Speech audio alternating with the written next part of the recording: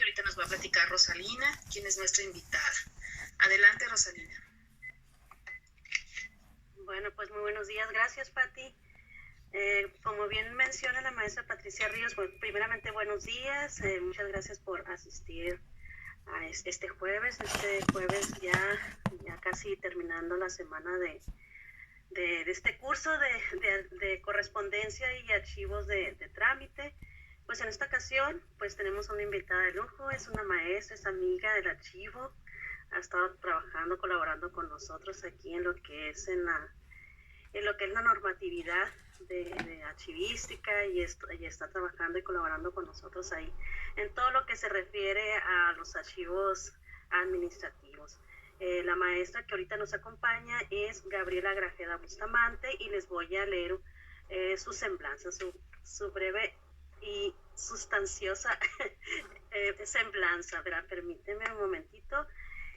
Pues la maestra es Gabriela Grajeda Bustamante, es licenciada en Administración Pública con maestría en Ciencias Sociales, cuenta con una trayectoria laboral de 12 años dentro del gobierno del Estado, donde se ha desempeñado como profesora universitaria de tiempo completo dentro del Sistema Estatal de Seguridad Pública y como coordinadora del Archivo General de Concentración del Instituto de Seguridad y Servicios Sociales de los Trabajadores del Estado de Sonora, ISTESON, donde colaboró en la capacitación, coordinación y revisión de la metodología para el instituto en mención, contribuyó a la creación del cuadro de clasificación documental y el catálogo de disposición documental. Es candidata a doctora por el Instituto Sonorense de Administración Pública, donde para obtener el grado realiza la memoria de la conformación de la Ley de Archivos para el Estado de Sonora y el impacto del sistema institucional de archivos en la rendición de cuentas. Ha divulgado la consolidación de la Ley General de Archivos en encuentros universitarios y eventos académicos locales como el Foro de Consulta hacia la armonización de la legislación estatal con la Ley General de Archivos. En noviembre de 2018, donde participó como ponente sobre los archivos particulares, así como en el cuarto Congreso Instituciones, Gobierno y Sociedad, donde presentó la ponencia El enfoque sistémico de la Ley General de Archivos como componente de la democracia en marzo de 2019, ambas en Hermosillo, Sonora. Forma parte de la red de archivistas de Sonora y ha participado como instructora de cursos y talleres con enfoque en los archivos institucionales desde 2019. Pues sin más, pues le vamos a ceder el micrófono a la maestra Gaby para que nos platique algo sobre los archivos administrativos en la historia moderna de los archivos administrativos. Entonces, gracias Gaby, gracias maestra Gaby por estar con nosotros aquí en esta mañana, en este curso, y pues te cedo el uso del micrófono. Ok, muchísimas gracias, muchas gracias Rosalina.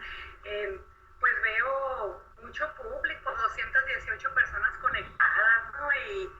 Y pues bueno, a pesar de trabajar siempre con auditorio, pues a veces se siente un poquito el nervio.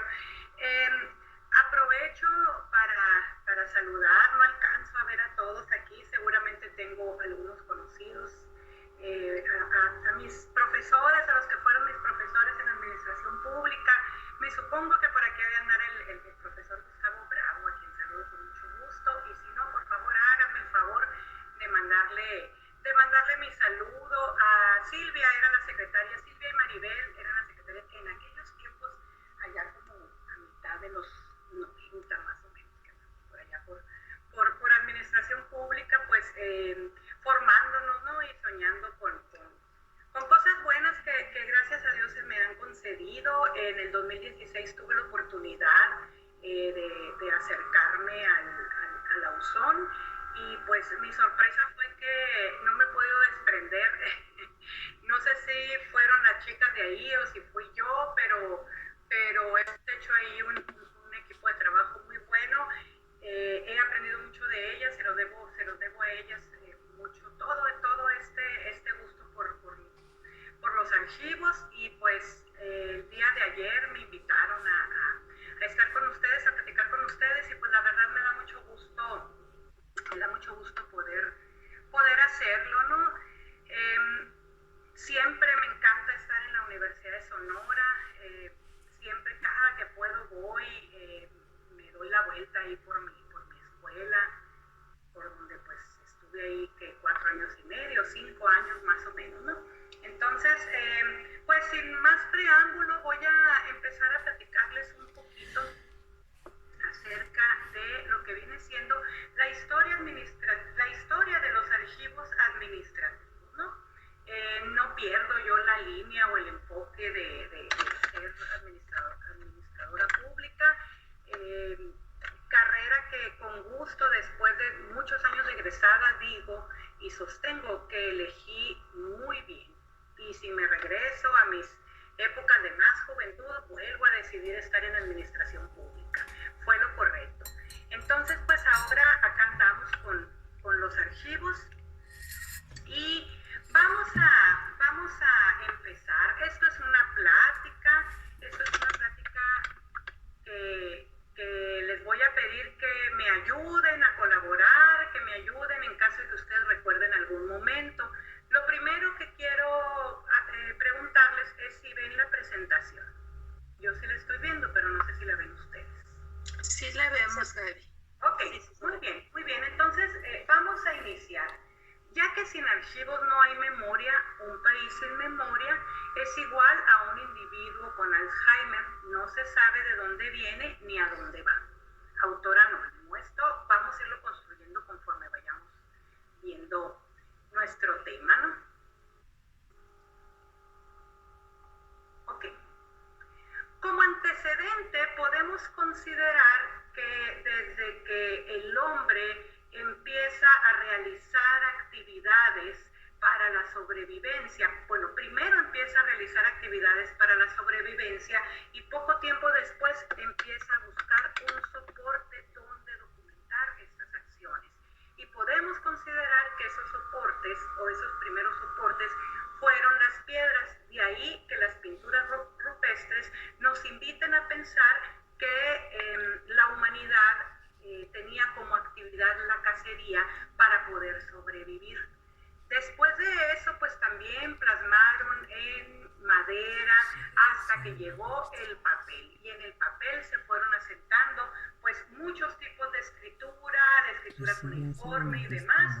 Y pues esos fueron los primeros soportes que hasta la fecha todavía podemos encontrar junto con una diversidad de soportes que la modernidad nos ha permitido, ¿no?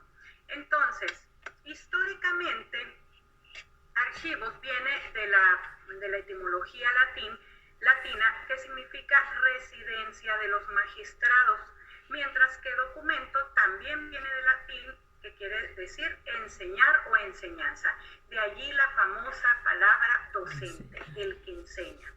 Esto nos invita a pensar entonces que los archivos eran considerados como realmente un tesoro. Y este tesoro, ¿quién los tenía? Pues los tenían los magistrados, los gobernadores, las personas de mayor importancia en la antigüedad. Entonces, el cuidador de estos documentos, ¿quién era? Pues aquellos de nivel intelectual por encima de la demás población, porque eran personas que podían interpretar los dibujos o lo que estaba escrito, que sabían leer, que sabían escribir y que tenían un cuidado especial por los documentos que eran considerados realmente como si fuera un tesoro.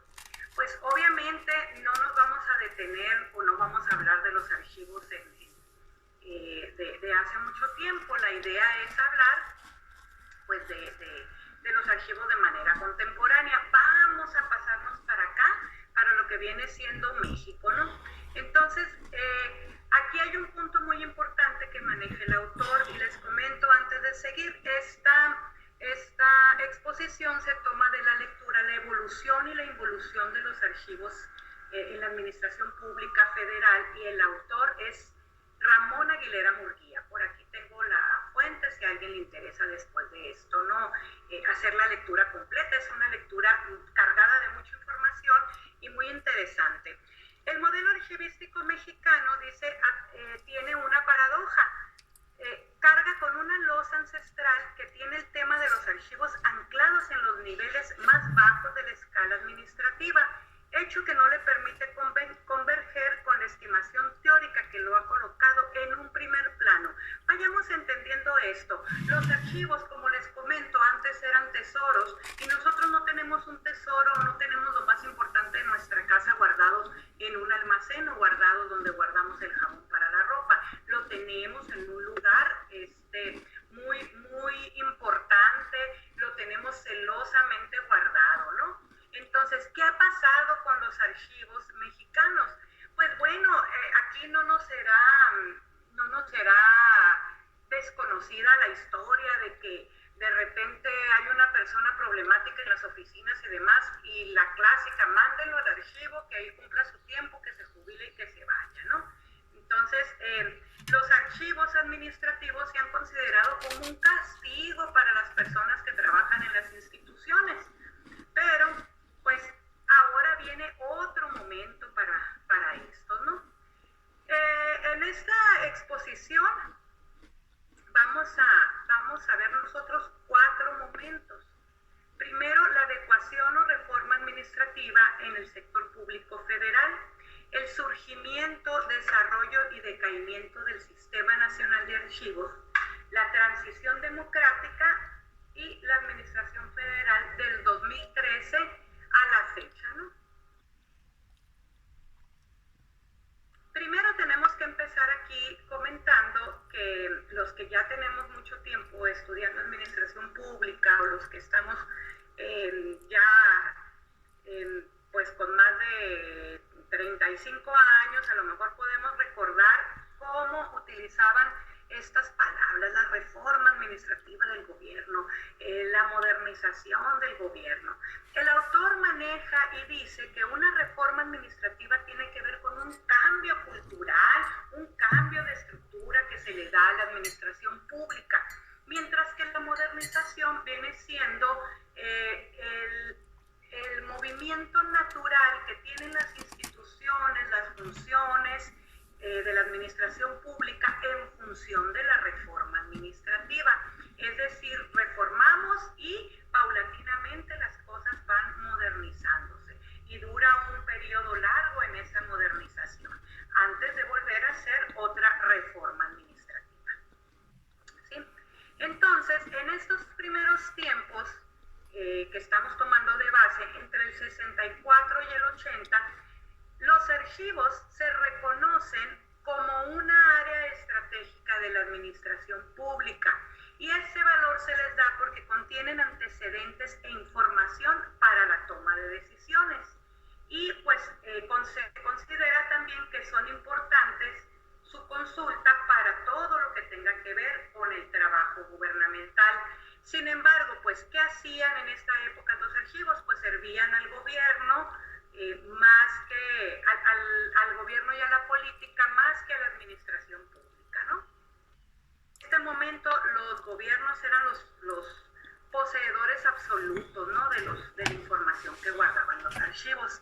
¿Qué pasa en este momento? ¿Cuál es la realidad? Pues que existe ausencia de sistemas y procedimientos. Cada quien organiza como entiende, por colores, por día, por minutario, etcétera, ¿no?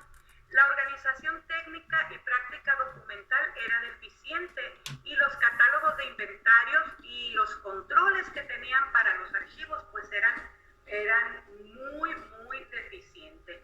Existía una diversidad de técnicas para archivar, y los archivos eran adscritos a los almacenes, adquisiciones y control de inventario. Y pasa algo muy curioso, todavía ahora en 2021 encontramos sujetos obligados que tienen a sus archivos en los almacenes. Entonces, pues hemos venido trabajando pues para poner y para colocar los archivos donde van, ¿no? Como les comenté al principio. Las bases legales pues no existían, o si las teníamos no controladas, ¿no? O sea, hace tiempo que los archivos están normados en México, sin embargo no existía aquella obligatoriedad que ahora nos está imponiendo la Ley General de Archivos, ¿no?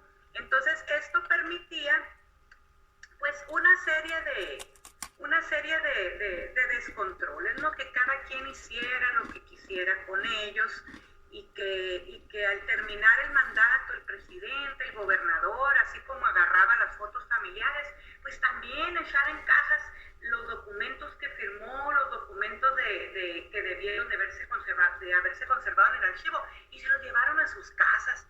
Ha habido una ausencia enorme de documentos por esta práctica que parecía común, y lo peor de todo es que parecía correcta dentro de la administración pública, ¿no?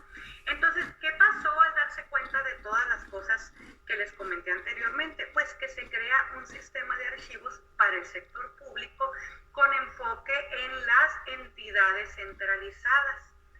En este primer momento se reconocen 3 tipos de archivos: de trámite, de transición e históricos. El archivo de transición es el que conocemos hoy como archivo general de concentración, ¿no? Se crea el Comité Consultivo de Unidades de Correspondencia y Archivo, COTECUCA, integrado por 9 secretarías, el extinto Departamento del Distrito Federal y el Instituto Mexicano del Seguro Social. Hasta aquí, entre el 60 y el 80, estamos trabajando archivos y estamos poniendo atención en las entidades centralizadas de la Administración Pública Federal. Estamos descuidando municipios, estamos descuidando entidades federativas. No estamos hablando todavía de ello.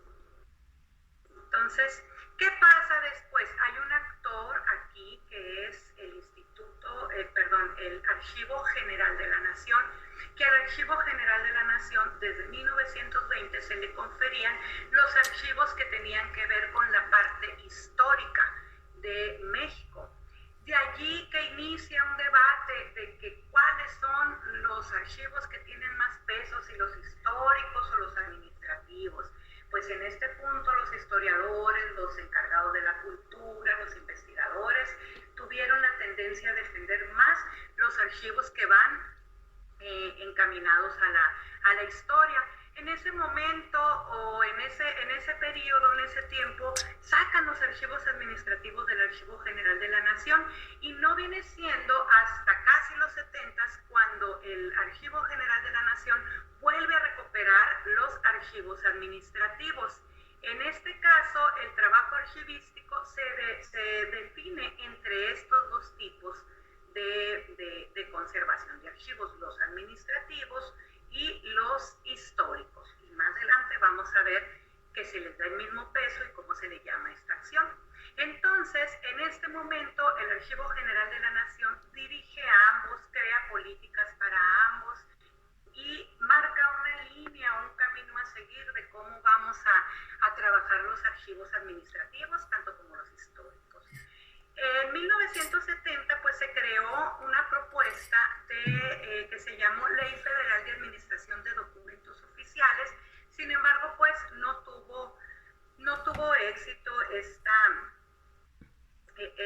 esta propuesta de ley, ¿no? Los archivos después de los 70 encontraron, después de hacerle una revisión o un diagnóstico, encontraron pues que había duplicidad de funciones. Guardaban archivos de algún asunto o de algún trámite en 2 o 3 oficinas, y eso nos llevaba a tener demasiado papel, deficiencia en las responsabilidades, desconocimiento de las responsabilidades. Un punto muy importante que nosotros debemos de tomar en cuenta es que el tener desordenados nuestros archivos y el no darle la orientación correcta, pues nos genera estrés laboral. ¿Y por qué nos genera estrés laboral? Pues porque al momento que nos pidan cierta información no vamos a saber dónde buscarla, y eso nos puede llevar muchos días de nuestro trabajo, y entonces eso pues no es beneficioso ni para nuestro jefe ni para nosotros, incluso ni siquiera para los documentos. Los documentos deben estar debidamente ordenados como lo marca el sistema institucional de archivos que deben de tener, en este caso en la Universidad de Sonora. ¿Qué ventajas encontramos en este momento? Pues que los archivos públicos son reconocidos como sistema de apoyo global a la Administración Pública Federal. Seguimos trabajando con la federal. Las áreas de oportunidades que se encontraron, pues que se tenía que preparar a las personas, se tenía que crear el famoso servicio civil de carrera para archivistas, que el sistema presidencial era autoritario y esta autoridad que tenía el gobierno en la manipulación de los archivos estaba llevando a perder mucha información y estaba llevando a considerar a los archivos como algo privado cuando no debería serlo, ¿sí? Y que la administración pública seguía al servicio de la política. Yo me acuerdo cuando yo estudiaba administración pública y que de repente nos dejaban una tarea, ir a pedir un manual de organización, ir a pedir alguna cierta información. En aquel tiempo, pues yo entré en el 95, estaba el centro de gobierno, estaba nuevecito, no recuerdo si el centro de gobierno lo inauguraron como en el 97, en la administración de Manlio Fabio Beltrones, y me acuerdo que íbamos con todas aquellas ganas de ir a aquellas oficinas tan bonitas en aquel tiempo y pedíamos información. No se puede, y nada se podía, y nosotros no éramos de la época del internet, entonces batallábamos y sufríamos mucho para hacer las tareas, o nos teníamos que atener a lo que los profesores pudieran obtener de sus oficinas y nos pudieran mostrar en clase, ¿no? Entonces, cosa que pues ahora les agradezco por un lado a mis profesores y por otro lado a esta apertura que ha habido de la información que permite que las cosas sean más fáciles, que podamos revisar las acciones de los gobiernos, ¿no? ¿Qué pasa? Se da una reforma administrativa en la época de Luis Echeverría. Sin embargo, no se considera a los archivos dentro de esta reforma.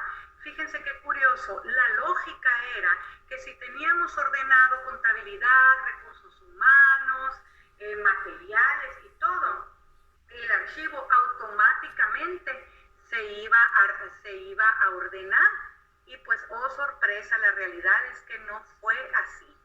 Entonces, sin embargo, aquí pasa un punto muy importante que siento que empieza a abrir la puerta a esta nueva modernidad que tenemos en cuanto a los archivos, porque en este momento es cuando empiezan a pensar que los archivos pueden crear un puente entre la ciudadanía y el gobierno. Viene en este otro momento, se supone que sacan de los almacenes los archivos y lo mandan al rubro de la información y la estadística. Ya como que le van dando otro matiz, otro tono, sin embargo no lo están dejando solo, ¿no? Lo están poniendo abajito o de las estadísticas y de la información. ¿Qué pasa después? Pues que una serie de historiadores y académicos mexicanos crean la Carta de los Archivos Americanos, que con esta carta pretendían o presentan un modelo archivístico mexicano, aplicando por primera vez las funciones sustantivas, conocidas ahora como adjetivas, y considerando a los sistemas como de apoyo global, conocido como funciones transversales o comunes en toda la administración pública. Las áreas de aplicación de este programa eran para programación, presupuesto, información, recursos humanos, materiales y control de la evaluación. Sin embargo, considerando que este modelo era un modelo copiado, pues no tuvo éxito, ¿no? Y así como muy a título personal, pues no tendría ningún problema que el modelo hubiera sido copiado o que fuera un híbrido entre las diferentes escuelas que existen de archivos. ¿Por qué? Porque como les he venido comentando, pues los archivos tienen demasiado tiempo y tenemos la escuela francesa, que es aquella escuela que dice no tiren nada, el modelo español, que es más o menos el que estamos tomando, y el modelo norteamericano que tenemos ahora en nuestra fecha, que habla sobre la gestión documental y el ciclo vital de los archivos, que creo que más adelantito va a salir por aquí. Ok. Entonces, ¿qué pasa pues con ese sentir de querer mejorar los archivos? Pues se viene dando y se viene gestando hace entonces la clasificación de funciones comunes y sustantivas. No sé la verdad en qué parte del curso vayan, pero quizá ya vieron ustedes este tipo de funciones, las comunes, aquellas como las que tienen todas las instituciones, y las sustantivas que reflejan la razón de ser de la institución donde estamos trabajando. Se rediseñaron reglamentos interiores y se replantearon manuales de organización. Sin embargo, fíjense, hubo tan buena voluntad de hacer las cosas, pero dimos 2 pasos adelante y nos damos un paso para atrás, porque no se institucionalizó un solo modelo o un solo sistema, porque cada secretaría iba a redactar en su reglamento interior cómo debía de mover sus archivos. Entonces nos vamos otra vez a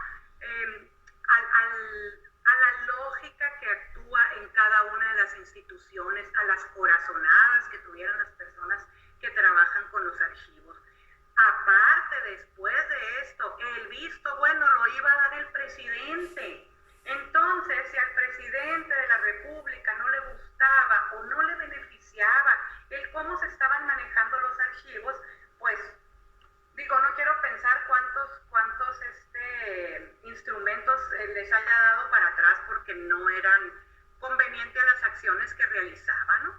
Entonces, se creaban manuales de organización dependiendo, ¿no?, de como les digo, de lo que cada jefe o institución consideraba. Sin embargo, viene otro momento que ayuda aquí un poco a rescatar esto. Y este viene siendo a quien se le llama el padre de la gestión documental o el padre de la archivística moderna, Theodor Schellenberg. Este autor es un autor norteamericano que nos presenta lo que es la gestión documental.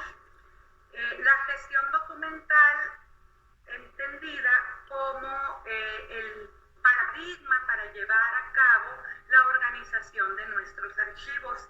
Este se viene a consolidar en México como a finales de los 70s, a principios de los 80s, porque resulta que este autor norteamericano se dio cuenta que después de la Segunda Guerra Mundial se documentaba infinidad de información y que en las oficinas había habido una explosión documental, que no sé, a lo mejor nos puede sonar conocido, ¿no?, que ya no hallaban dónde poner tanto papel, ya no hallaban dónde guardar tantas cosas y cosas que se recibían. Sin embargo, no todos los documentos tenían una importancia como documentos de archivo y no merecían, digámoslo así, integrar un expediente.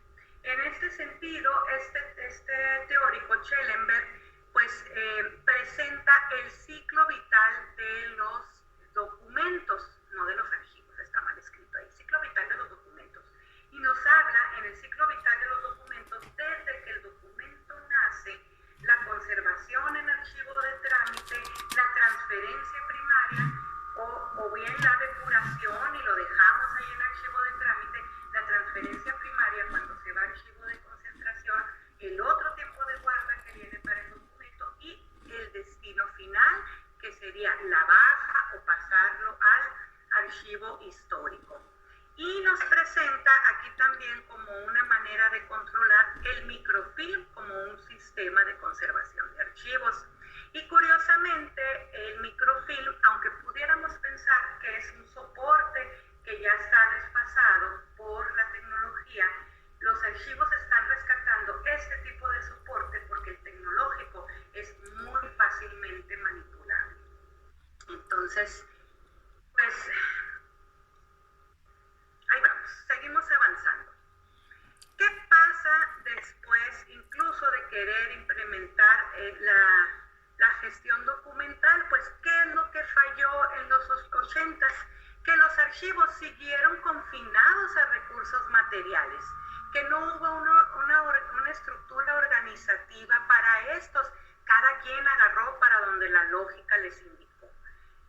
Y sobre todo, y el problema que seguimos teniendo, ¿no?, la escasa asignación de recursos y el no considerar a estos como un área prioritaria.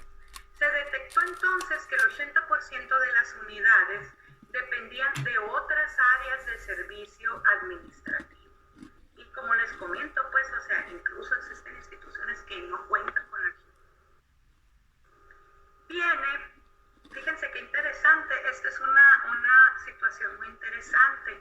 Entre el 70 y el 80, creo que como por el 76, por ahí, pues se consolida el Sistema Nacional de Archivos, recibiendo la influencia otra vez americana del National Information Systems. Este sistema internacional de información fue muy ambicioso, súper ambicioso, porque pretendía consolidar un sistema mundial de información científica y tecnológica. Imagínense, la verdad es que a mí me suena muy maravilloso, y me suena muy maravilloso que esto se hubiera logrado consolidar desde esta época. La verdad es que estuviéramos mucho más avanzados en tecnología, ¿no? Este lo impulsó la UNESCO y era una estructura internacional de documentación y bibliotecas. Esto llevó, o como decimos coloquialmente, tiró línea a México para que México creara el Sistema Nacional de Archivos. En este sistema, pues, en este momento se empiezan a manejar los sistemas dentro de los archivos, y hay que acordarnos, y no me dejarán mentir los que son ingenieros, que un sistema pasa por diferentes procesos. Tiene una entrada, tiene lo que le llamábamos antes la caja negra, que ahora esa caja negra es transparente porque estamos en la época de la transparencia. Tiene una salida de cómo se manejaron en la etapa anterior la información. Tiene un resultado, la salida nos brinda un resultado, y ese resultado es evaluable, es controlable, es mejorable y es retroalimentado para volver a hacer ese ciclo. Y ahí nos estamos como si fuera un círculo o una cadenita virtuosa donde vamos mejorando y mejorando las actividades que estamos haciendo, en este caso de los archivos. Viene otro momento entre los 80 y el 2000, momento que recuerdo pues con mucho gusto, obviamente más pegado al 2000 que los 80, ¿no? Cuando se hablaba de aquella modernidad que el gobierno iba a traer con el e-gobierno, con el gobierno electrónico, y cómo las tecnologías de información nos iban a llevar a hacer un cambio radical enfocado, me acuerdo en aquel momento, en el gobierno federal. Y aquí una anécdota que pues siempre les comento, ¿no? Pues yo estaba ahí en administración pública y luego nos cruzábamos a Sanborns y agarramos las revistas ahí de proceso y demás, y junto con otra compañera, que más bien yo la acompañaba a ella, nos poníamos a leer qué venía en el gobierno electrónico, y casi nos corrían ahí del Sanborns. Nunca lo lograron, pero me acuerdo que veíamos que decían las notas, es que con el gobierno electrónico vas a poder sacar un acta de nacimiento en una máquina, va a ser como una máquina que te va a expedir. Y decíamos nosotros, ay, no puede ser, se van a acabar las filas, se van a tumbar las barreras, vas a poder pagar los prediales, vas a poder pagar las tenencias de los carros. Y la verdad es que nos parecía súper fabuloso, y pues ahora es algo que a bien podemos darnos cuenta que efectivamente existe ahora en nuestra época, ¿no?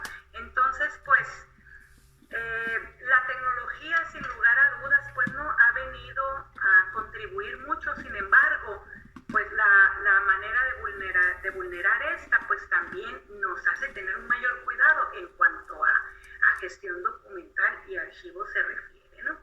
Entonces, dice, la recepción, el registro y control de los documentos oficiales entraban y salían de las dependencias públicas. Se crean los sistemas estatales de archivos. Hasta ahorita, llevo 20 diapositivas, hasta ahorita estamos hablando de los estados, de los archivos estatales. Qué grave, en realidad me parece algo muy grave. Y por primera vez se está poniendo atención en papel, ¿no? Seguramente ya los estados guardaban su información y lo hacían como consideraban que tenían que que ser, ¿no? Entonces se crean los archivos estatales de los poderes ejecutivo, legislativo y judicial, así como los municipios, y se crea un programa de inventario general para saber qué es lo que se tenía y qué era lo que no, y qué era lo que se tenía y no estaba debidamente guardado, ¿no? También se da aquí el préstamo regulado, la concentración, la depuración y destrucción o transferencia del archivo. Pues ya vamos avanzando más. A ver, déjenme. No me puedo brincar a la otra diapositiva. Ok, muy bien. Se dice, el autor comenta que en la época presidencial de Carlos Salinas de Gortari hubo un descuido general de los archivos y que estos tuvieron un decaimiento. El sistema nacional de archivos decayó, no tuvo una importancia, y esto, comenta el autor, que mucho pareciera que tiene que ver con que no se prestó interés por parte del Archivo General de la Nación a conservar estos archivos administrativos. Sin embargo, pues pudiera ser una opinión subjetiva, ¿no?, del autor.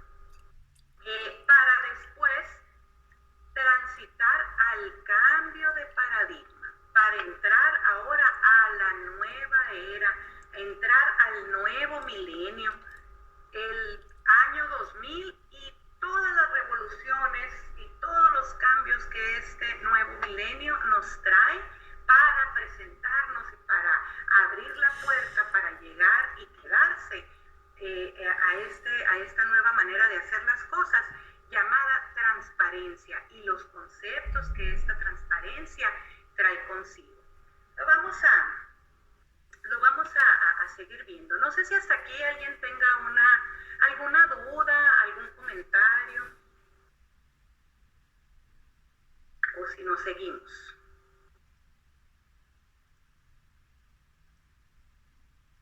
Ok, nos vamos a seguir entonces. No encuentro comentarios ni dudas.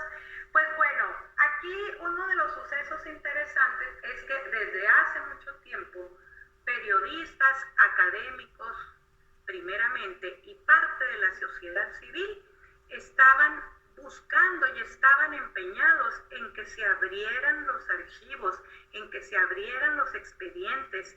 Estaban muy limitados de información para brindar a la sociedad. En este sentido, el 24 de junio del 96, la Suprema Corte de Justicia de la Nación, pues, consolida el derecho a la información como parte de las garantías individuales.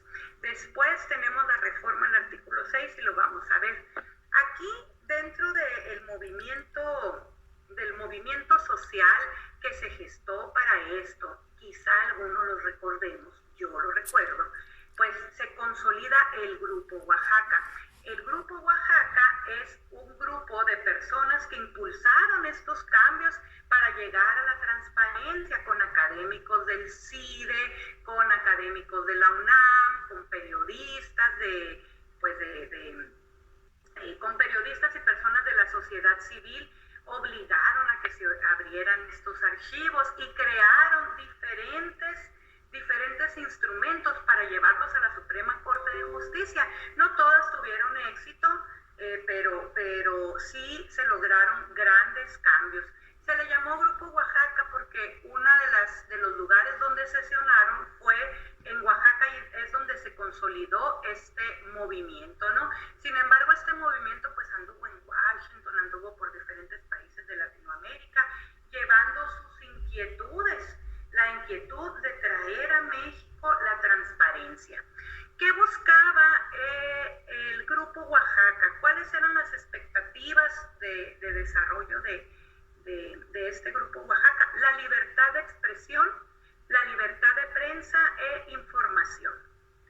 Así, en este orden, así como se los presento. Consideraban que tenían que crear una ley de acceso a la información una ley de transparencia, una ley de medios públicos y la ley del derecho de réplica. Entonces, esto, y como parte del legado que nos deja el Grupo Oaxaca, es la ley federal, la primera ley federal de acceso a la información pública y la creación del Instituto de Transparencia y Acceso a la Información Pública como un organismo autónomo. Este modelo, esta situación abanderó la campaña presidencial de Vicente Fox, quien les prometió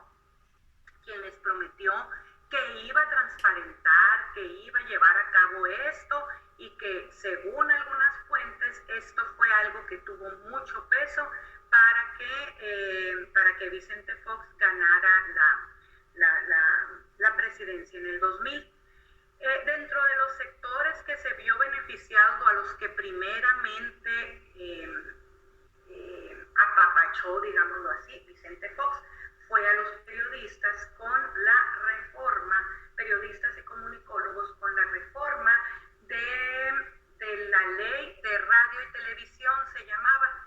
Entonces, esa se deroga y se crea la Ley Federal de Telecomunicaciones, que abarca no nada más lo que viene siendo radio y televisión, sino las redes y la telefonía, ¿no? Entonces, pero bueno, ese es otro tema, ¿no? Se da entonces, o empezamos con lo que viene siendo la transparencia. Seguimos ese sexenio con la transparencia y después, acuérdense, después de Vicente Fox viene Felipe Calderón, y pues a Felipe Calderón también le toca parte de esta, o le toca la reforma del artículo 6 que nos indica, no sé por qué no traigo esa diapositiva aquí, pero nos dice que tenemos, que el gobierno tiene el derecho y la obligación de dar información, te la va a dar como la tenga y la debe de tener ordenada, y nosotros como ciudadanos tenemos libre acceso a la información sin discriminación, sin decir para qué la necesitamos, sin decir cómo me llamo y qué voy a hacer con esa información. Pues imagínense, los que se dieron lija aquí fueron los periodistas, y pues más los periodistas que los investigadores, ¿no? Sacando o revisando los expedientes. Sin embargo, dentro de esto tan positivo, la transparencia por sí sola no nos serviría. Tenemos que ver cómo vamos a hacer, cómo vamos a aprovechar esa transparencia, ¿no? Cómo vamos a aprovechar el derecho de acceso a la información. Porque si me dicen, pues ahí está la información, pues qué bueno que ahí sé, a ver cómo la voy a localizar. De hecho, y aprovecho para hacer un comentario, ¿no? Que se cuenta que querían investigar a Vicente Fox de, no sé, algún trámite o algo que hizo Vicente Fox. Entonces vienen y le comentan al presidente Calderón, oye, pues quieren investigar al presidente y quieren revisar los archivos y tienen el derecho de hacerlo. Adelante, da la orden Felipe Calderón y les dice, tiren los expedientes en el piso, tírenlos todos y revuélvanlos y hagan pasar a los periodistas. Entonces entran los periodistas, revisan los documentos y les dicen, muchas gracias, nos vemos. Entonces, cuando se fueron, llamó a los archivistas y les dijo, ahora sí, vuelvan a hacer los expedientes como los tenían hechos. Moraleja, si no sabemos utilizar los instrumentos de control y de consulta que se tienen en los archivos, vamos a tener mucha dificultad en buscar la información. De esta manera, pues logró rescatar la cabeza de su compañero, el presidente Vicente Fox, y no quedó mal con brindar la información, ¿no? Tenemos entonces un cambio de paradigma que se da como a partir del 2012, más o menos por allá, y esto tiene que ver con un cambio o con la planeación de un gobierno democrático que va hasta el 2030, el famoso gobierno abierto. Yo creo que ahí todos escuchar del gobierno abierto. El gobierno abierto es un paradigma que trabaja con 193 estados miembros de las Naciones Unidas con visión en una política sustentable y democrática para el 2030.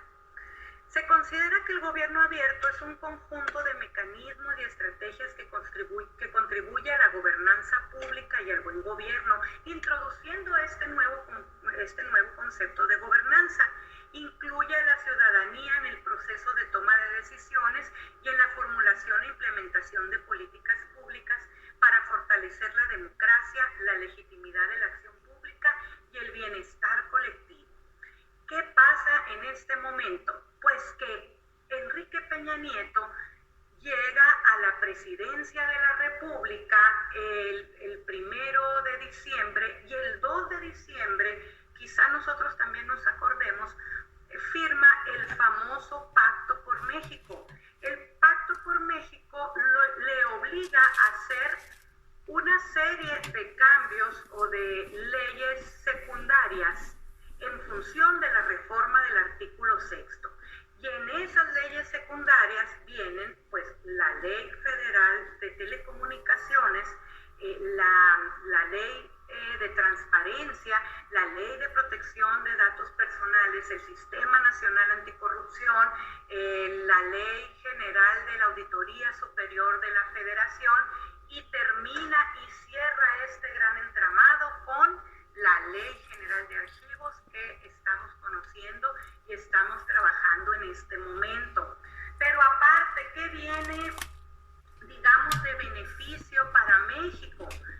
Pues que le encargan o le confieren a México ser como el portavoz o el dirigente de estos 193 estados miembros del gobierno abierto. De allí aquella fuerte campaña de llame a Telinay, el gobierno te va a mostrar la información transparente, expedita, oportuna, y todas aquellas cosas que escuchábamos cuando prendíamos el radio, toda aquella información que nos estuvieron publicitando toda la época de todo el sexenio de Peña Nieto. ¿Y en qué consistía este gobierno abierto? Pues consistía o nos presentaba 4 pilares. Nos intentaba llevar a un país democrático, a un país feliz, a un país que sanaba la relación entre los ciudadanos y el gobierno, y que nos invita a crear políticas públicas a favor de la sociedad. Estos 4 pilares pues eran: el primero, la transparencia y el acceso a la información pública. Te voy a dar la información y te voy a decir cómo la puedes obtener. Sin embargo, a estadísticas de estas fechas, aun cuando el acceso a la información es para todos, pues no se ha logrado una cobertura ni siquiera del 50% de la información, y esto tiene que ver con el desconocimiento de cómo la vamos a pedir y con el cómo estamos presentando la información en nuestras páginas, ¿no? De allí que tenemos leyes que nos obligan a tener cierta información en nuestra página de internet, y pues si hiciéramos ahorita el ejercicio y decidiéramos al azar alguna oficina de gobierno, a veces nos vamos buscando y no necesariamente encontramos esa información. Y pues la verdad es que sí es como muy frustrante, ¿no? Existe la posibilidad también pues de pedir esta información por medio de la transparencia, donde yo no necesito acreditar que soy Gabriela Grajeda Bustamante, simplemente pido la información y me puedo poner el nombre que yo quiera y me la tienen que dar. Es gratuita, salvo que la quiera yo en un soporte que no sea el electrónico, o que si es en el electrónico que sea en un CD, tengo que pagar el CD o tengo que pagar las copias. De allí, después de la transparencia y el acceso a la información, surge un nuevo concepto: la rendición de cuentas. Y en la rendición de cuentas tenemos otros actores, o tenemos diversos actores: el gobierno y diferentes resultados también, el gobierno, los sujetos obligados y la ciudadanía. ¿Quién pide que se rindan cuentas? La ciudadanía. ¿Quién tiene que dar esas cuentas? El sujeto obligado. ¿Y qué pasa con estas cuentas que se rinden? Pues tienen dos resultados: el castigo o el premio. Se dice que el castigo vendría siendo el que si un gobierno se considera malo o que no rinde cuentas, no se va a volver a votar por el partido o por el político al que se le pidió y no dio respuesta. La participación ciudadana, pues aquí viene un acto o un hecho demasiado importante, porque pues se crea la Red Nacional para la Rendición de Cuentas, que es cobijada por un grupo de académicos del CIDE que todavía existe, y junto con ello pues también tenemos por allí el Sistema Nacional Anticorrupción, que dentro de su equipo de tomadores de decisiones tenemos la participación de un ciudadano que nos representa, ¿no? También tenemos pues lo que viene siendo y se mete entre la transparencia y la rendición de cuentas una ley que es la Ley de Protección de Datos Personales. Una cosa es el que yo pueda revisar y ver cómo se llama mi sujeto obligado o en quién recae la figura del sujeto obligado, el rector, el director, el presidente. Yo puedo ver cómo se llama, dónde despacha, qué funciones tienen. Sin embargo, protege su afiliación política, su afinidad sexual, su edad, su domicilio particular, su tendencia religiosa, etcétera, ¿no? Entonces, pues bueno, la participación ciudadana no quizá sea uno de los pilares que pudiera estar un poquito más débil que los otros. Sin embargo, es muy importante que sepamos que ya podemos participar y que ya podemos exigir cuentas, y que todo eso que va a ser la transparencia y la rendición pública va a colaborar a la creación de políticas públicas que nos lleven a mejorar la administración pública y el quehacer del Estado, ¿no? Entonces, sin embargo, pareciera cosa de sueño que cuando entra el presidente que tenemos ahora hace pues ya más de 2 años, ¿verdad? El 1 de diciembre automáticamente dejamos de escuchar del gobierno abierto, y hasta ahorita pues no sabemos en qué plano la Cuarta Transformación tiene este paradigma de gobierno, que pues la verdad a mí me parece muy lógico, me parece necesario, pero pues bueno, yo nada más me acuerdo de la declaración que hizo el presidente, ¿no? De que en México ya no va a haber corrupción. Pues esto nos pudiera llevar a pensar que efectivamente no va a haber corrupción, y los sistemas que estos pilares nos han invitado a crear o van de la mano junto con esto, ¿no? Entonces, en conclusión, ¿qué podemos dar por conclusión? Pues hemos avanzado, eso es sin duda hemos avanzado. No estamos como estábamos en los 90, no estamos menos como estábamos en los 80, hemos avanzado para bien, se nos han dado armas para poder avanzar y eficientar la administración pública. Sin embargo, el proceso de avance inició al revés, porque con la reforma del artículo 6, primero se instruye a la creación de la transparencia, luego se instruye a crear la Ley de Protección de Datos Personales, después el Sistema Anticorrupción, y después la ley que viene y cierra todo esto, que son los archivos. La transparencia requiere de los archivos como la evidencia para poder juzgar o poder rendir cuentas. ¿Qué vamos a hacer si no existe la evidencia? ¿A quién se puede juzgar o a quién se puede llamar a cuentas, si no existen archivos debidamente ordenados, si no existen los instrumentos de control, si no existen los instrumentos de consulta para archivos.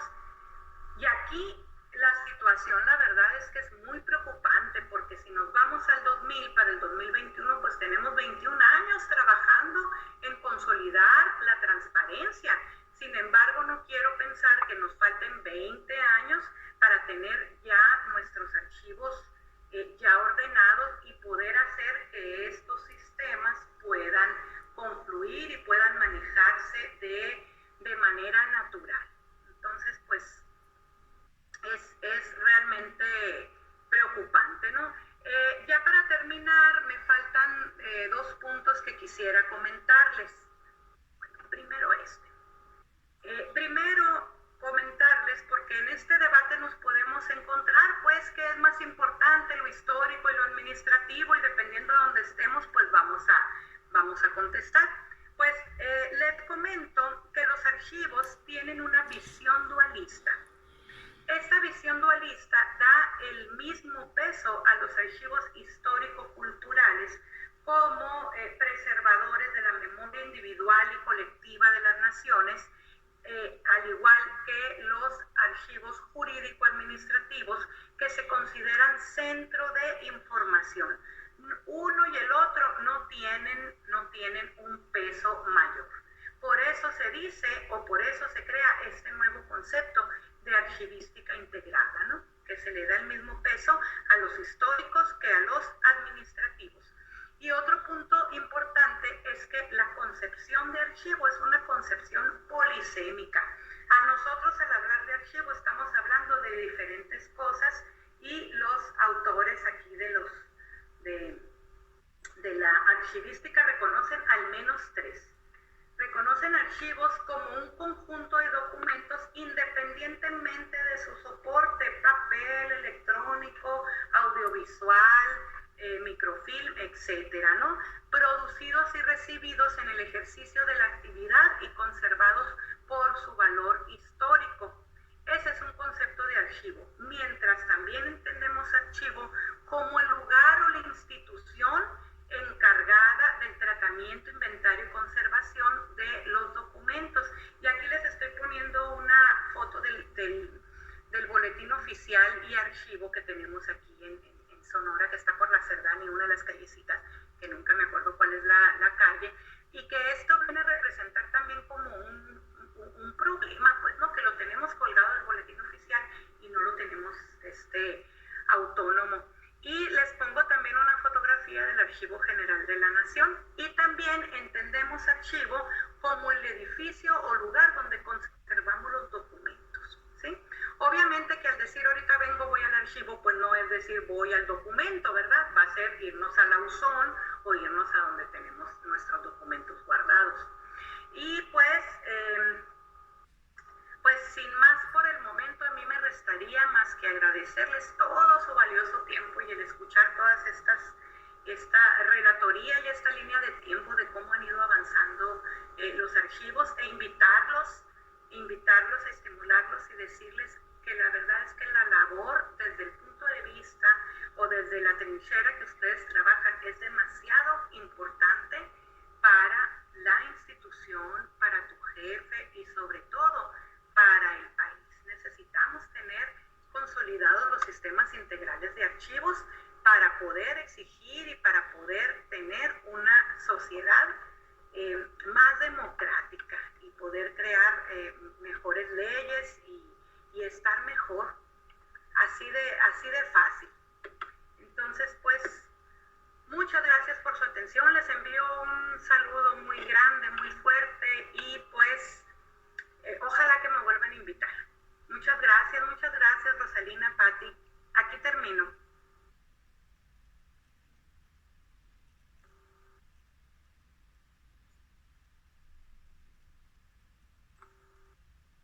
Muchísimas gracias.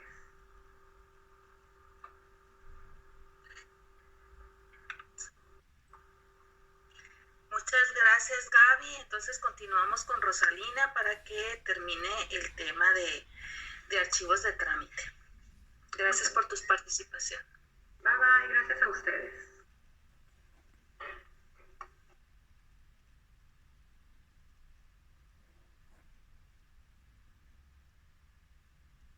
Hola, hola, aquí estoy. Escuchan.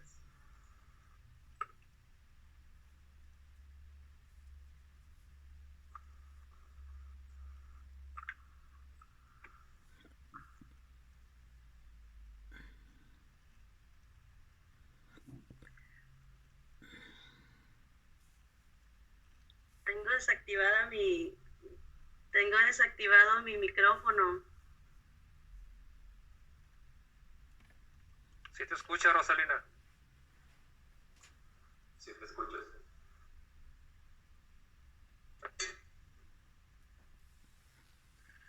Rosalina, sí te escuchas. ¿Estás lista?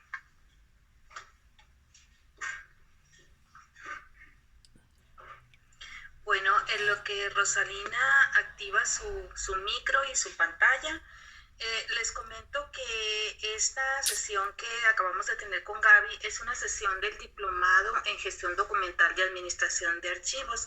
Se llama igual que el curso. La parte del marco normativo en materia de gestión documental y administración de archivos en el diplomado es una semana. Entonces aquí se trató de resumir toda esa parte para que ustedes puedan contextualizar el por qué estamos ahorita trabajando con los archivos en un primer, como una parte de la necesidad por parte de todas las instituciones públicas para poder cumplir con la ley, pero también para poder homologar todos los sistemas de archivos que nos van a permitir el acceso a la información y también que nos van a permitir que pueda converger con los demás sistemas nacionales, como el Sistema Nacional de Transparencia, el Sistema Nacional Anticorrupción y, por supuesto, el Sistema Nacional de Archivos.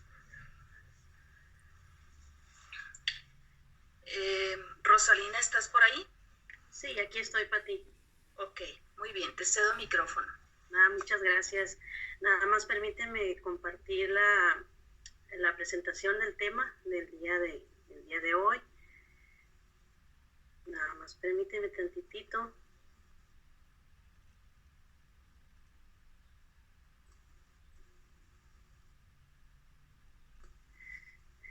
Sí, muchas gracias, maestra Gaby, por su presentación, muy interesante, sobre la historia administrativa administrativa contemporánea de los archivos administrativos. Es un tema muy interesante, es un tema que viene muy ad hoc a lo que estamos haciendo en estos momentos. Creo que no se me carga. Ahí está la presentación. Bueno, pues vamos a continuar con el tema. Ya son los últimos temas que vamos a ver el día de hoy, porque ya mañana, ya más al ratito, la maestra Pati nos va a dar unos anuncios, pero déjenme nada más continuar con el tema de lo que se hace, o cuáles son las funciones las últimas funciones que se hacen en los archivos de trámite, que es el tema que nos ocupa el día de esta semana, perdón. Bueno, ya hemos visto, ya hemos platicado, ya hemos mencionado, pues, qué es el archivo de trámite, cuáles son sus funciones. El archivo de trámite, pues, es el archivo donde se encuentra el archivo de la oficina, el archivo de gestión, el archivo administrativo. Tiene muchos nombres, pero en realidad el nombre correcto el que menciona la Ley General de Archivos, la ley estatal, pues es el archivo de trámite. Bueno, otra de las funciones que tiene el archivo de trámite es el préstamo de expedientes. Entonces, ¿qué es el préstamo? El préstamo es el proceso de acceso a los documentos organizados para su puesta a disposición. Los expedientes tienen que estar, como ya hemos mencionado en sesiones anteriores, tienen que estar organizados. ¿Para qué? Para que nosotros, para los que trabajamos en archivo de trámite, podemos hacer el servicio de consulta. dice, es la acción que implica la salida temporal de documentos de un archivo con fines administrativos. Y el préstamo no nada más es, aquí te voy a prestar el expediente o el documento, sino que implica una serie de procedimientos que tenemos que hacer. ¿Para qué? Para prestar el expediente. ¿Por qué? Porque estamos prestando, estamos dando el servicio de consulta de expedientes que están en la oficina y son administrativos. Se está utilizando esa información. Entonces, si se pierde un expediente, si se pierde un documento, pues es algo muy, muy grave. Entonces, no nada más es prestar los expedientes o prestar los documentos, sino que tenemos que tener un registro, tenemos que contar con documentos que nos van a servir para a la hora de prestar y a quién se los vamos a prestar y el tiempo que va a estar en préstamo esos documentos. Entonces, los expedientes tenemos que prestarlos, pero tienen que estar organizados. ¿Para qué? Para su disposición. Bueno, en el artículo 30 de la Ley General de Archivos, como ya les mencionaba, una de las funciones es asegurar la localización y consulta de los expedientes mediante la elaboración de los inventarios documentales. Ayer veíamos que dentro de los archivos de trámite, pues que se tienen que elaborar estos inventarios documentales. Una vez que los expedientes, una vez que los documentos de archivo ya estén debidamente organizados. Entonces, una vez que ya estén organizados por expedientes por asunto, que ya estén integrados en sus series, en sus secciones y en sus gestiones, entonces vamos a poder elaborar los inventarios documentales. ¿Cuáles son esos inventarios que se elaboran en un archivo de trámite? Pues es el inventario general de trámite y son los inventarios de transferencia primaria. Y también otro documento, otro instrumento que tenemos que tener es la guía de archivo documental. La guía de archivo documental pues es un documento que la Ley General de Archivos nos dice que tenemos que publicar en nuestras páginas de internet. Entonces eso lo vamos a ver más adelante. Bueno, entonces dice, ¿a quién se le proporciona la consulta de los expedientes? Es principalmente pues a nuestro jefe, al titular de la unidad administrativa, pues así como a las personas que están trabajando, que están involucradas en esa misma unidad administrativa.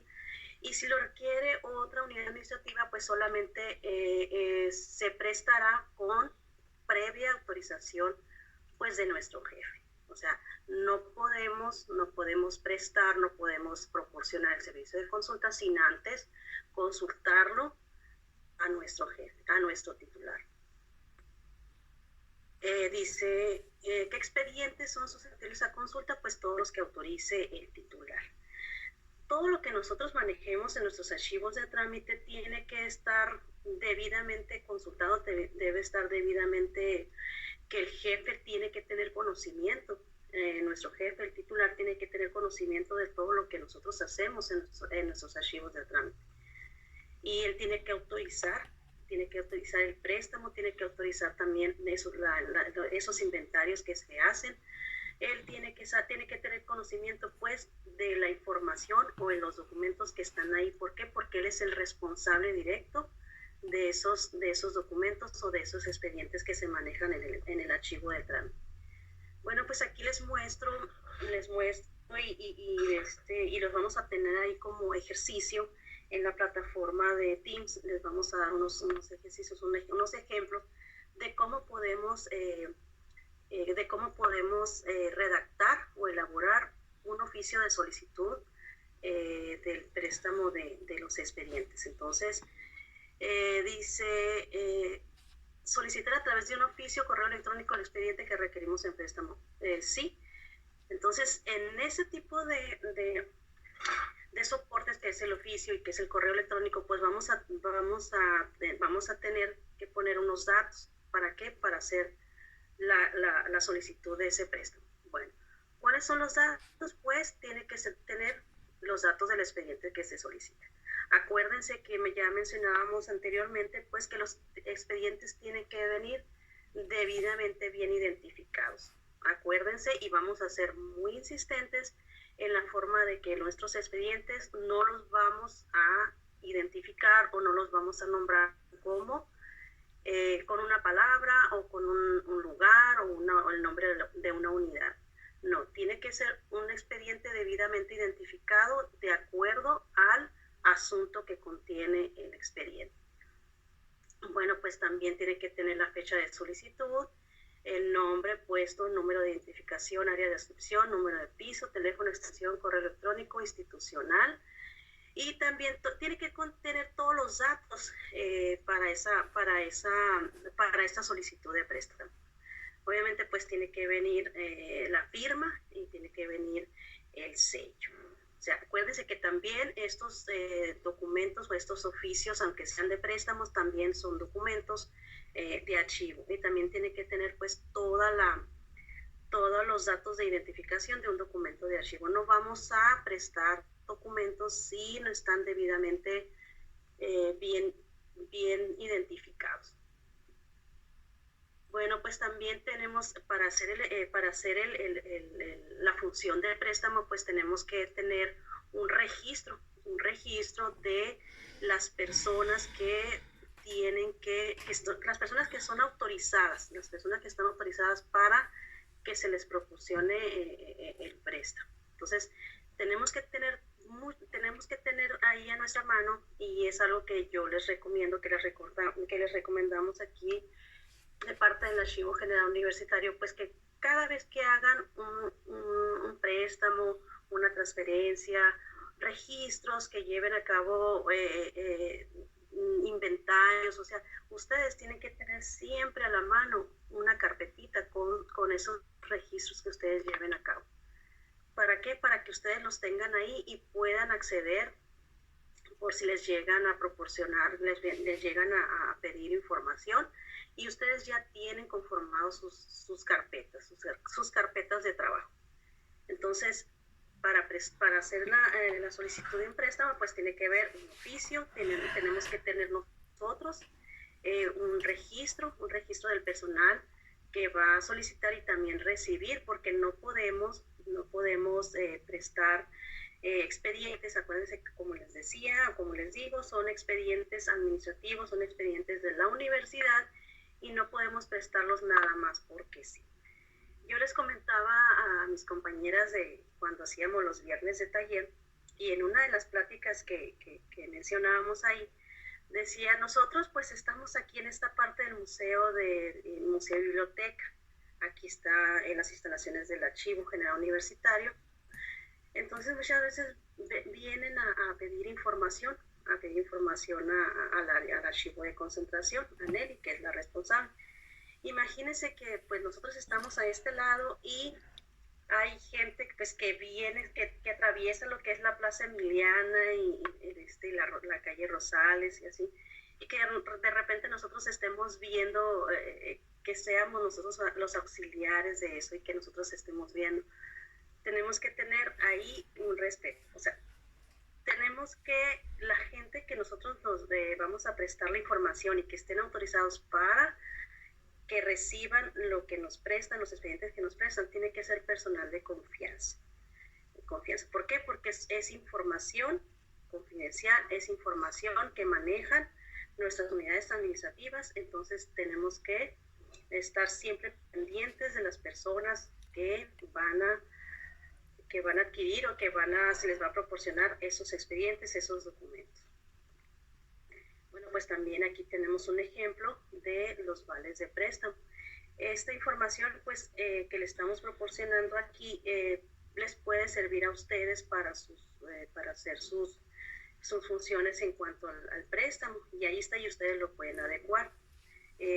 Pues este es un formato de vale de préstamo del archivo de trámite, y pues ahí tiene, por ejemplo, lo que es la fecha de solicitud. También está lo que está membretado, tiene sus logos, y pues está plenamente identificado de qué se trata. Es un vale de préstamo, la fecha de solicitud, el número del folio, el área generadora, la ubicación, el nombre del solicitante, el puesto, los teléfonos, el número de empleado. Si es una consulta que se hace ahí luego en sala o se hace ahí en el escritorio. Y también, pues, si es una consulta de préstamo interno que se lo van a llevar a otra unidad administrativa, pues hay que poner ahí, ¿no? Hay que marcar que es un préstamo interno. Si es una consulta ahí dentro de la oficina, pues también tenemos que marcar. Y tenemos que poner la fecha de préstamo, la fecha de devolución, si va a haber prórroga. O sea, todos los datos para que nosotros tengamos un control de esos expedientes que nosotros estamos prestando. Obviamente, pues, lo de arriba son los datos de identificación de la persona que está solicitando la información y también en los recuadros de abajo, pues, es qué tipo de consulta es. Consulta así de oficina o si se los vamos a prestar. También más abajito, pues, vienen los datos de identificación del expediente que vamos a prestar. El número de expedientes, la clasificación archivística, las fechas extremas, el título y descripción del expediente y el total de fojas. Y también dónde se encuentra ubicado ese expediente. Entonces, ahí abajito, ahí nos dice toda la descripción del expediente que vamos a prestar. El tipo de formato, si es original, si es copia, si es digital, los datos de salida, quién entrega, quién recibe, y también tiene que venir la firma de nuestro jefe. O sea, tiene que venir quién autoriza, el nombre de la persona, que en este caso es nuestro jefe, quién autoriza ese préstamo.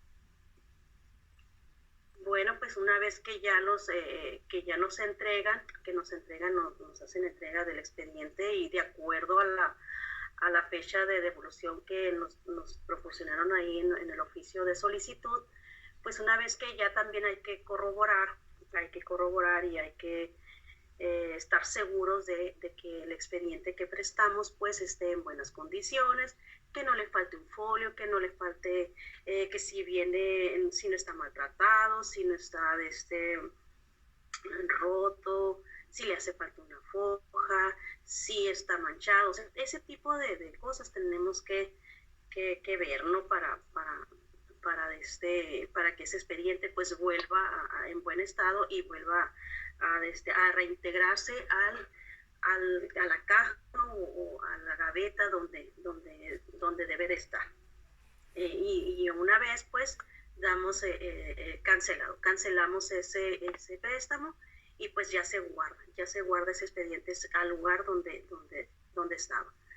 Entonces, estos son documentos, son formatos que el Archivo General Universitario tiene para cuando se les solicita una información, un expediente de préstamo, pues esto es lo que lleva a cabo el archivo, ¿no? El Archivo General Universitario. Pues también hay registros de los préstamos, hay registro de los préstamos que se llevan a cabo y los nombres completos, los datos, los expedientes, o sea, toda la información, todos los datos que nos piden o que nosotros tenemos que tener para hacer ese registro, para hacer esa consulta, pues tenemos que llenar esos formatos. Bueno, pues como les decía al principio, pues uno de los instrumentos que tenemos que tener publicada en nuestra página, y creo que ya a los responsables de archivo de trámite pues ya les hemos enviado pues a través del correo electrónico el llenado de la guía de archivo documental. Algunos responsables ya conocen este documento, este formato, y ya nos han regresado pues con los datos de su unidad, de los archivos de su unidad. También los datos de los documentos, los datos de los expedientes que tienen, sus fechas extremas, y también los datos del titular y los datos del responsable de archivo de trámite. Bueno, ¿qué es la guía? ¿Qué es la guía de archivo documental? Dice, en el artículo 14 de la Ley General de Archivos, dice que además de los instrumentos de control y consulta archivísticos que ya hemos estado hablando, que los instrumentos de control es el catálogo de disposición documental y el cuadro general de clasificación archivística, y los instrumentos de descripción pues son los inventarios. Son los inventarios y es esta guía. Dice, los sujetos obligados deberán contar y poner a disposición del público la guía de archivo documental y el índice de expedientes clasificados como reservados, a que hace referencia la Ley General de Transparencia y Acceso a la Información Pública y demás disposiciones aplicables en el ámbito federal y de las entidades federativas. Entonces, en el Archivo General Universitario, en su página de internet, pues nosotros contamos con esta guía de archivo documental, si quieren consultarla para que vean cómo se realizó, cómo se elaboró. Y pues ahí está, para que ustedes la puedan consultar. ¿Y qué es lo que esta guía, para qué nos sirve? Es para darnos una idea de lo que contiene los documentos o los expedientes que contiene la unidad administrativa. También pues ahí, como les he estado diciendo, pues también vienen los datos de el titular de la unidad administrativa y los datos del responsable de archivo de trámite. Dice, pues ese es un esquema general, ¿sí? Nos describe las series documentales de los archivos, en este caso de las unidades administrativas o académicas, y nos describe, nos da una visión general de lo que se tiene en los archivos de la dependencia. Entonces, ¿cómo se alimenta esta guía de archivo? Pues se alimenta con los registros que vienen en los inventarios documentales. Pues aquí les muestro una guía de archivo documental y cómo se llena, cómo se elabora la guía de archivo documental.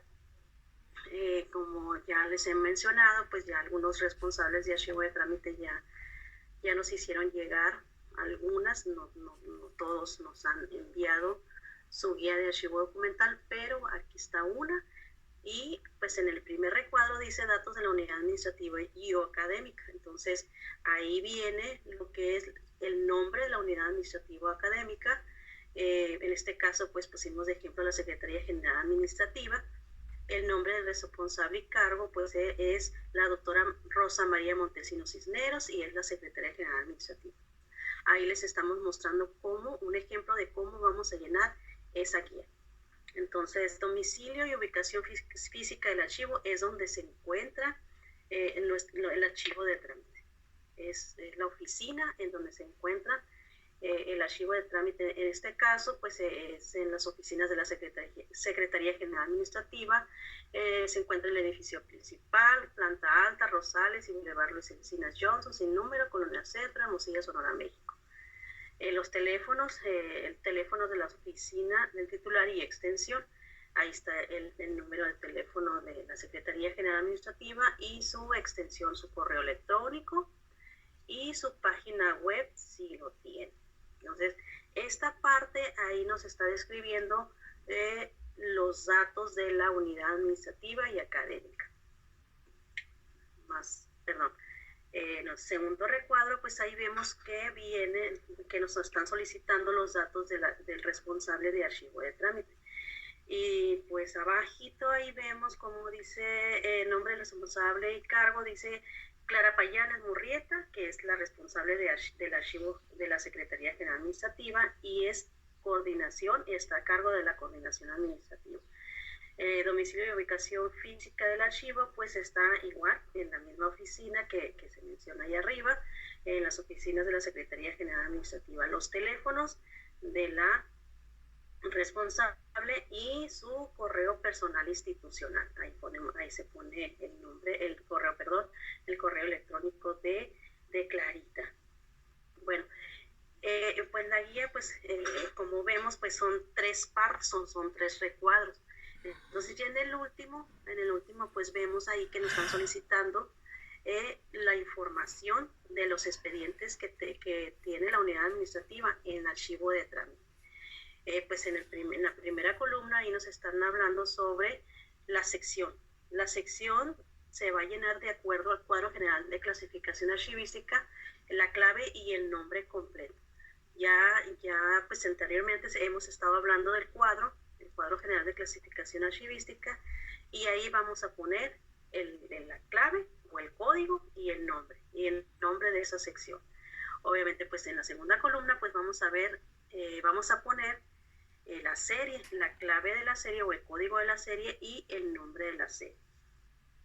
Las fechas extremas de esa serie, el volumen, si son cuántas cajas son, si cuántas gavetas, si cuántas cajas, cuántas carpetas. Ahí vamos a describir el contenido, el volumen de los expedientes. Está una otra columna que dice transferencias primarias, si se han realizado o no. Algunos a lo mejor no han hecho, a lo mejor otros sí. Entonces ahí vamos a poner si se hizo una transferencia primaria y la fecha. Si se hizo y la fecha. Cuándo se hizo la transferencia primaria. La transferencia primaria, pues más adelante lo vamos a ver, que es cuando los expedientes o los documentos de archivo, los expedientes de archivo ya cumplieron su vigencia en el archivo de trámite de acuerdo al cuadro general, al catálogo de disposición documental, y ya culminaron o ya su vigencia pues ya terminó en esa etapa del ciclo vital del archivo de trámite, y pues ya se va a transferir esos expedientes o esos acervos se van a transferir al archivo de concentración. Entonces ese proceso se llama transferencia primaria, es el traslado controlado y sistemático de los archivos, de las series que ya cumplieron su vigencia en archivo de trámite. Esta parte vienen los datos de quién elaboró la guía, el nombre y firma y el cargo, y pues quién autoriza la elaboración